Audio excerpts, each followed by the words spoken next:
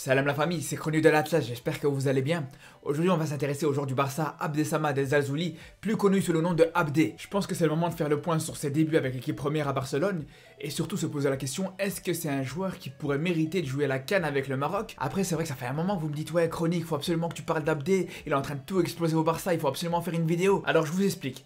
Moi je suis vraiment pas du genre à m'emballer très vite sur un joueur. Et en particulier quand c'est un joueur marocain. Parce qu'au Maroc, on en a connu des pépites qui devaient devenir des grands joueurs, mais qu'aujourd'hui ils sont inconnus au bataillon. C'est pour ça que personnellement, moi quand je vois qu'il y a un joueur marocain qui commence à montrer des belles choses, j'essaie de prendre un maximum de recul. Et là, à titre personnel avec Abdé, c'est vraiment très difficile pour moi de prendre du recul et de pas trop vite m'emballer sur ce joueur. Parce que non seulement il est marocain, mais en plus il joue dans le club que je supporte, et surtout il vient de ma région au Maroc. Donc c'est vrai que c'est difficile de rester objectif quand je parle de lui. Et là vous comprenez pourquoi j'ai vraiment préféré attendre avant d'en parler en vidéo. J'ai vraiment voulu avoir un maximum d'éléments à ma disposition avant de vraiment pouvoir analyser ses performances. Et en particulier, est-ce qu'il faut l'appeler pour cette prochaine Coupe d'Afrique qui aura lieu dans quelques semaines? Et pour le coup, on peut vraiment considérer qu'il fait des très bons débuts avec le Barça. Il montre vraiment des choses très prometteuses. On a déjà vu que Xavi, son entraîneur, il est complètement sous le charme de ce joueur. Il considère vraiment que c'est une merveille. Il a même dit que c'était une très belle surprise. Il est vraiment très fan de son style de jeu. Un petit peu comme tous les supporters du Barça d'ailleurs.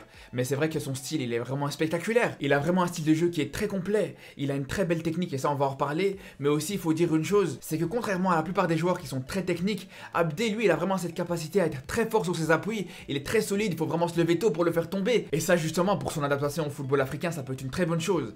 Mais au-delà de ses capacités physiques et techniques, il faut savoir aussi qu'Abdé a une très belle frappe. Et ça on le voit bien avec la petite habitude qu'il a de venir provoquer sur le côté pour rentrer à l'intérieur et enrouler une frappe. Mais ce qui est vraiment intéressant chez lui, c'est que c'est un vrai ailier qui est à l'aise aussi bien sur le côté droit que sur le côté gauche. Et ça c'est en grande partie grâce au fait qu'il utilise très bien ses deux pieds. D'ailleurs aujourd'hui il y a beaucoup de personnes qui pensent qu'il est gaucher alors qu'il est droitier. D'ailleurs moi-même au début quand j'ai vu ce premier match avec le Barça où il a joué sur le côté droit et qu'il enroulait avec son pied gauche, je l'ai pris pour un gaucher, je vais vous dire la vérité. Non mais de manière générale, c'est vraiment un joueur qui enchaîne les belles prestations de match en match. C'est pas comme s'il a fait 2 ou 3 bonnes prestations et qu'après il est tombé dans l'oubli. Chaque week-end il arrive à confirmer. D'ailleurs c'est pas pour rien que c'est devenu un titulaire à part entière dans cette équipe du Barça. Et même si c'est pas le plus grand Barça de l'histoire, faut le reconnaître, ça reste quand même un exploit. Pour vous donner une idée de ses prestations actuelles, en préparant cette vidéo j'ai trouvé une stat qui est vraiment intéressante. D'ailleurs hier j'en ai parlé sur Twitter. Il faut savoir que Abdé cette saison c'est le joueur en Liga qui réussit le plus de dribbles par match. Après attention, parce que c'est vrai qu'il a fait que 6 matchs cette saison. Donc c'est vrai que cette stat elle est très utile. Mais bien sûr ça veut pas dire pour autant que c'est le meilleur dribbleur de Liga. C'est pas du tout ce que cette statistique elle veut dire. Mais ça montre juste qu'il a certaines qualités en termes de dribble qui sont pas du tout négligeables. Donc c'est pour ça que quand on analyse les performances sportives d'Abdé dans ses débuts au Barça, on peut que considérer que c'est un joueur qui peut apporter énormément au Maroc dans cette prochaine Coupe d'Afrique, ou en tout cas au niveau sportif. Parce que déjà je pense que personne ne peut nier qu'actuellement c'est l'un des ailiers marocains les plus en forme du moment. Et en plus de ça, quand on voit toutes ces qualités dont je vous ai parlé juste avant, et quand on voit surtout le fait qu'il peut jouer sur le côté droit et sur le côté gauche, quand on voit qu'il peut être à l'aise des deux pieds, et surtout quand on voit que c'est un joueur qui a certaines capacités physiques, qui montre vraiment qu'il a la possibilité de s'adapter très vite au football africain, pour moi on peut dire que ça peut être qu'un très bon renfort pour le Maroc sur le plan sportif. Par contre, est-ce que ça veut dire pour autant qu'il faut l'appeler pour cette CAN ? Je vais pas vous mentir, personnellement je suis pas très sûr. Déjà on va pas se mentir, quand pour une compétition internationale, que ce soit la CAN, l'Euro, la Coupe du Monde ou quelque chose comme ça, et que tu ramènes un nouveau joueur qui a absolument aucune sélection, c'est toujours un risque. Et ça pas seulement sur le plan sportif par rapport à son adaptation au jeu de l'équipe, mais ça surtout sur le plan extra-sportif. Est-ce qu'il va pas perturber la cohésion du groupe? Est-ce qu'il va bien s'entendre avec tout le staff? Et en particulier l'entraîneur, en l'occurrence on sait très bien que le coach Vaïd, et il peut très facilement aller au conflit quand le joueur va pas dans son sens. C'est pour ça que c'est un risque à ce niveau-là. Après vous allez me dire que Abdé, ça se voit que c'est un joueur qui a l'air d'avoir un bon comportement, et moi-même je dis pas le contraire. Mais le problème c'est qu'on se disait la même chose de Mazraoui, mais pourtant on sait qu'actuellement il est en conflit avec Vaïd, et peut-être que vous allez me dire que c'est un petit peu tiré par les cheveux. Pourtant on sait tous qu'avant la dernière Coupe d'Afrique, il y a eu un conflit dans le groupe du Maroc, et justement il y a beaucoup de personnes qui sont persuadées que ça a perturbé le groupe marocain pour le reste de la compétition. Donc c'est pour ça que je pense qu'il faut être très vigilant pour les joueurs qui seront intégrés au dernier moment. Parce que quand tu convoques un joueur pour un tournoi comme la Coupe d'Afrique, c'est très difficile de faire un retour en arrière. Après ça c'est pas important, on va dire que c'est juste un petit détail. Par contre là où je pense que ça peut vraiment être risqué de le convoquer, dans l'optique où il accepte la convocation, est-ce qu'il aura à 100% sa tête avec le Maroc? Parce que si c'est pour avoir un joueur qui est présent avec la sélection, mais qui pense plus à son club plus qu'autre chose, c'est compliqué. Et là le problème c'est qu'il y a de grandes chances que ça peut se passer.